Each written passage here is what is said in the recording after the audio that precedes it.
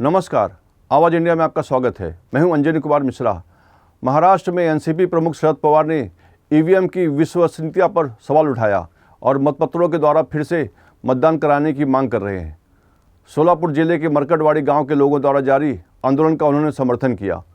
पवार का कहना है कि ईवीएम पर अब उनका भरोसा नहीं रहा और वे इसकी चर्चा पीएम और चुनाव आयोग से करेंगे।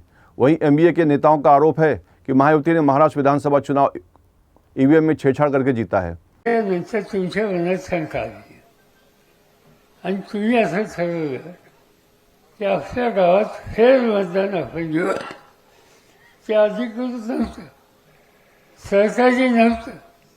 तुम्ही गावाने बसून ठरवलं की असं पुन्हा एकदा मतदान वेगळ्या पद्धतीने करायचं.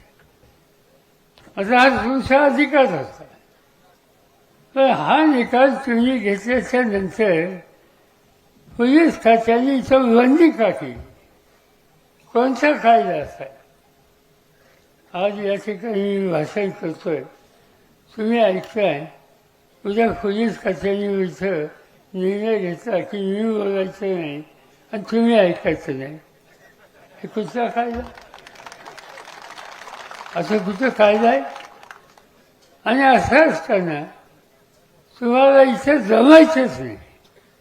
जमाव बंदी तुमच्याच गावात, तुझी गमतीची गोष्ट आहे. ते या ठिकाणी का केलं हे मला समजत नाही. तुम्ही पुन्हा मतदान तुमच्या समाधानासाठी हा करायचा निर्णय घेतला,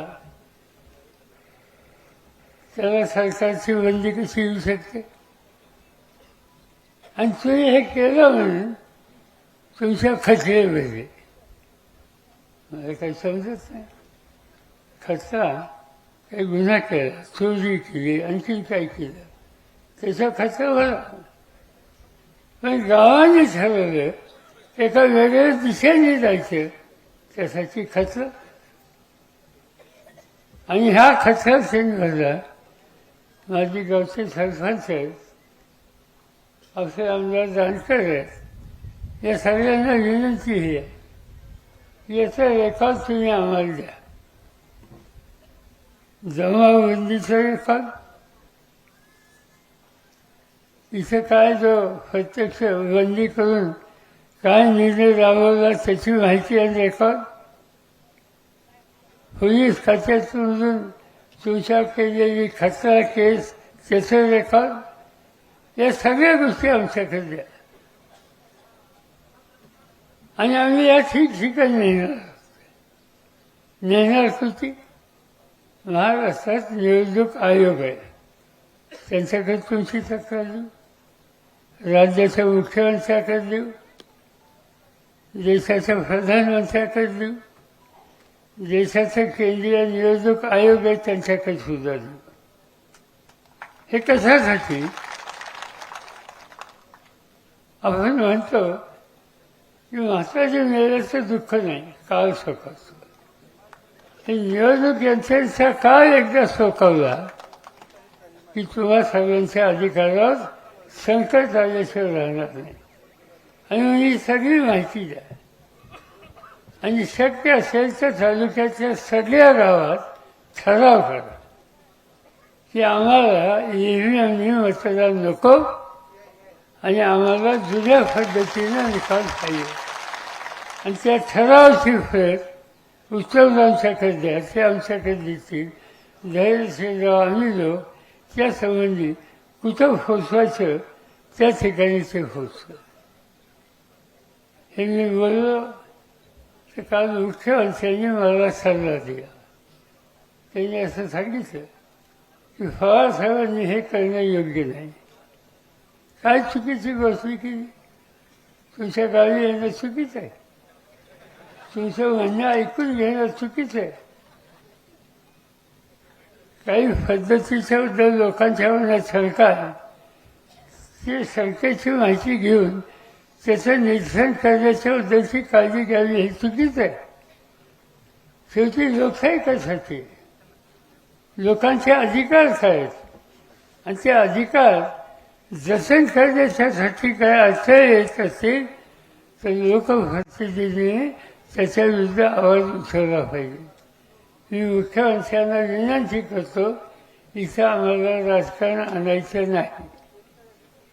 आम्हाला इथं घडलं, इथल्या लोकांच्या मनात जी शंका आहे ती शंकेचं निरसन करायचं आणि असं कुठं होऊ नये की जेणेकरून निवडणूक यंत्रणेच्याबद्दलचा गैरविश्वास हा जनतेमध्येही एवढंच आमची भूमिका याच्यामध्ये याच्यात राजकारण हे यत्किंचित सुद्धा काही करायचं नाही. एवढंच आमची भूमिका याच्यामध्ये याच्यात राजकारण हे यत्किंचित सुद्धा काही करायचं नाही. आणि म्हणून मी सांगतो तसे ठराव करा. आम्ही ही सगळी माहिती राज्य सरकार, केंद्र सरकार, निवडणूक आयोग यांच्याकडे देऊ.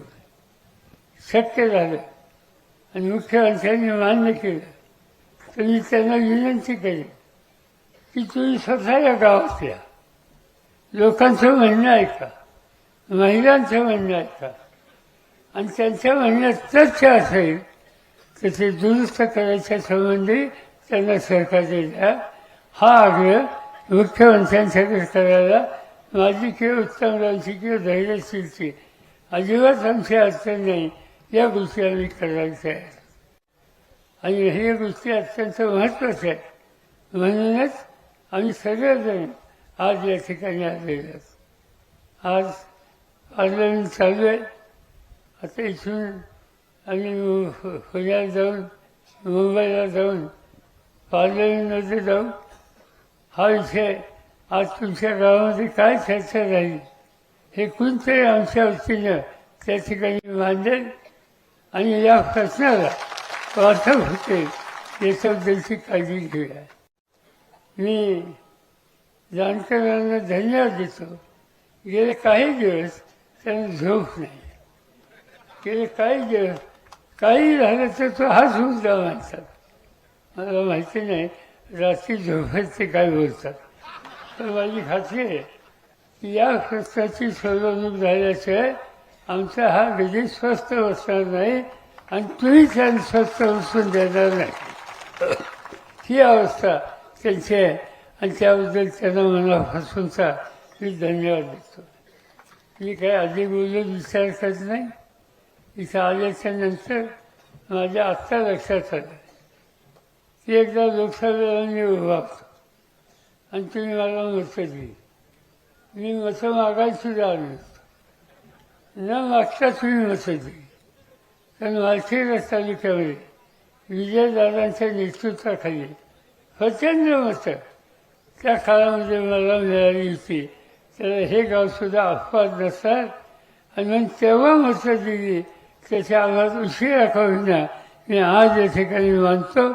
तुम्हा सगळ्यांची रजा घेतो आणि या कामाला आम्ही उत्तर मिळाल्याशिवाय आम्ही स्वस्थ बसणार नाही ही खात्री आपल्याला देतो आणि आपल्या सगळ्यांची रजा घेतो. जय हिंद, जय महाराष्ट्र.